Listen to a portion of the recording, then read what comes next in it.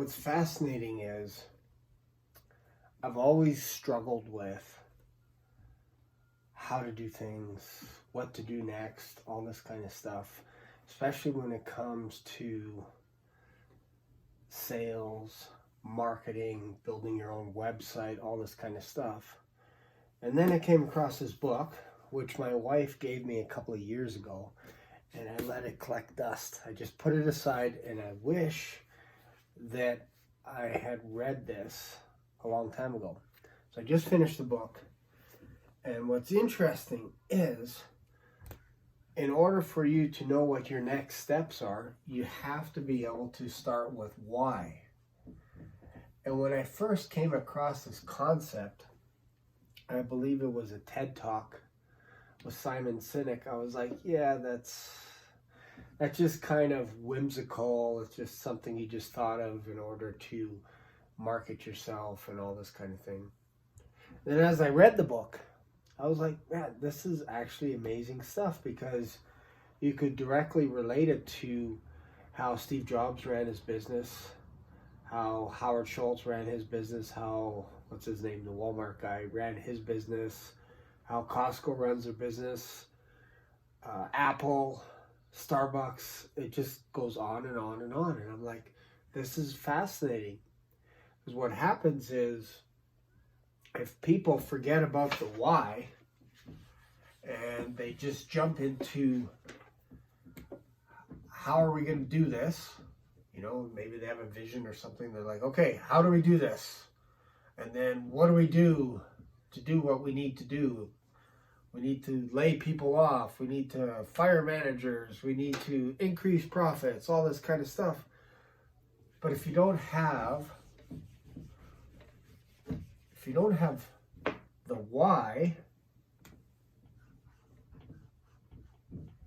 to start off with, nothing else will fall into place. And this is a fascinating read. If you haven't read this book, I strongly encourage you to read this book.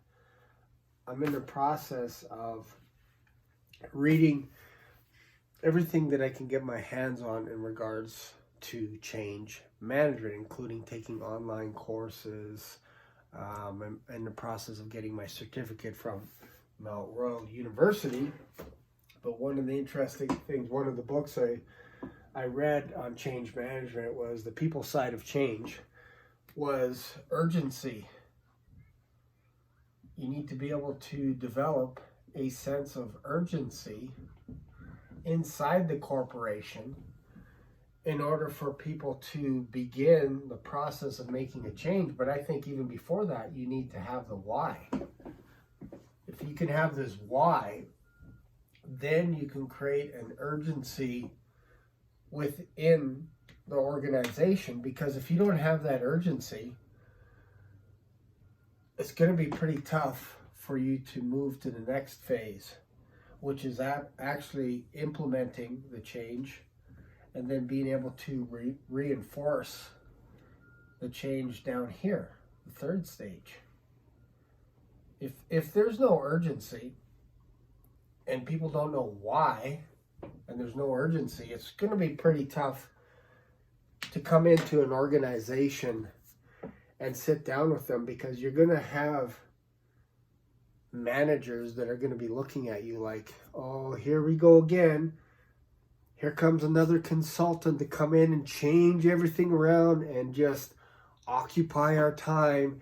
More meetings. I hear this all the time. I hear that this is one of the fears of change management. I was just with my masseuse yesterday, and she was saying that she was working for a tiny company called CP Rail, and she had a great time there, but then all of a sudden they brought in some consultants, and they busied her time with meetings, agendas, quotas, all kinds of stuff. And it had nothing to do with her. All she was thinking about is this going to cost me my job? Who are these people that are changing everything? And I think consultants come at it all wrong. When you come into an organization, I think the last thing that you need to do is start having endless meetings without knowing what your why is first. And then once you know the why, now you can begin to create a sense of urgency. And then you could build your sponsorship team. Because without your sponsorship team, which could be stakeholders, it could be senior managers, owners, if you don't have this, man, it's going to be tough, because it doesn't matter if you maintain a sense of urgency. If you don't have a sponsorship team or a guiding coalition, if you will,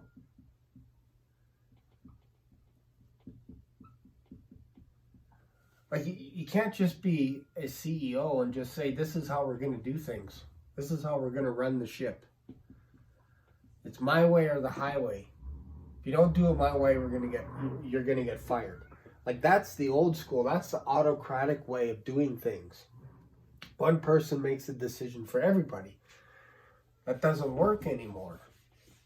So instead, what you need to be able to do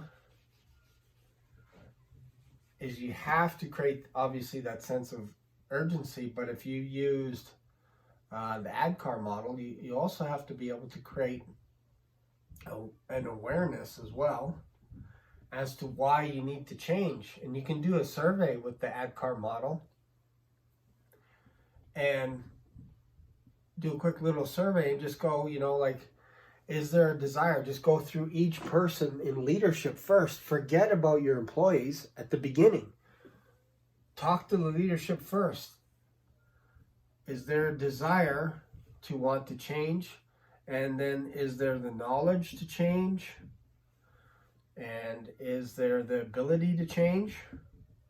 Ability. And then is there a way to reinforce the change?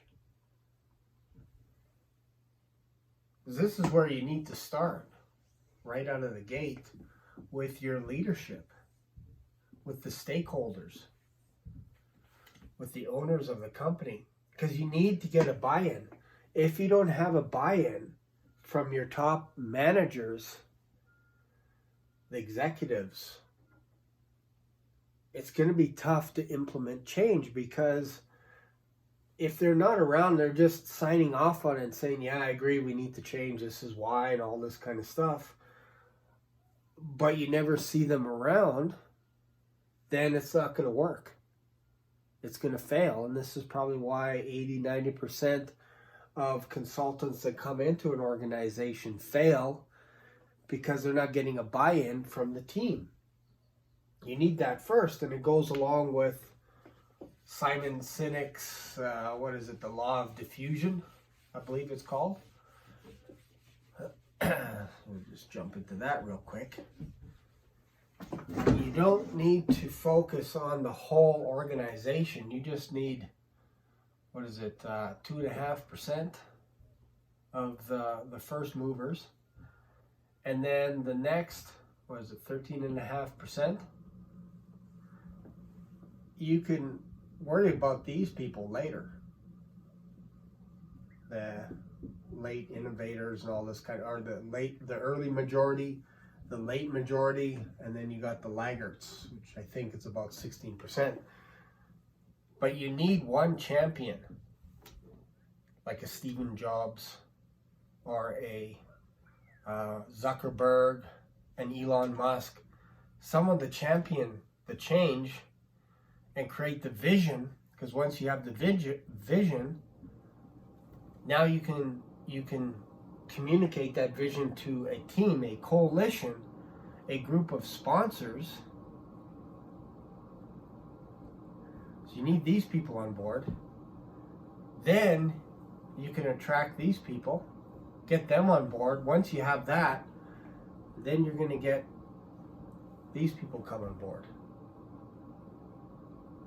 You don't have to focus on the 80% of the organization. You just need a few good leadership, and you can use the dice method.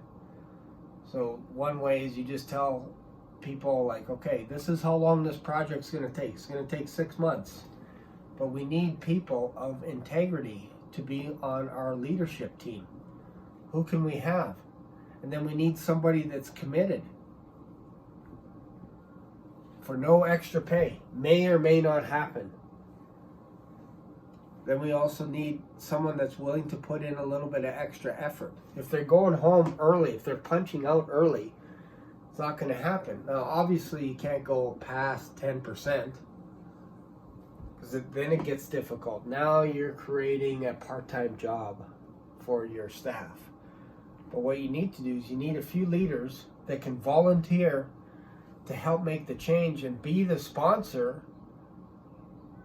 Could be a team leader, could be a manager, all this kind of stuff. And once they grab a hold of the vision and they understand the why, like Simon Sinek mentions, then it's easier for these people. Once you get over the tipping point, I believe is 18%, according to Malcolm Gladwell. Once you reach the tipping point, the rest will come on board. Anyways, great book. You should read it. That's all I have for today. Thanks for watching.